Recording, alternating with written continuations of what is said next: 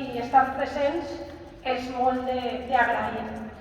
Y solo quiero agradecer y renovar nuestro agradecimiento al Arzobispado de Valencia y a todos sus canónigos que hoy nos acompañan, porque sin ellos esto no sería posible, y a todos ustedes que representan a la sociedad civil, porque cada uno de ustedes ponen el granito de arena que necesitamos para que todo el turismo, al final es lo que nos ampara, lo que nos mueve, lo que nos hace un poco ser personas, conocernos, relacionarnos, que lo hagamos siempre desde la concordia y la hospitalidad.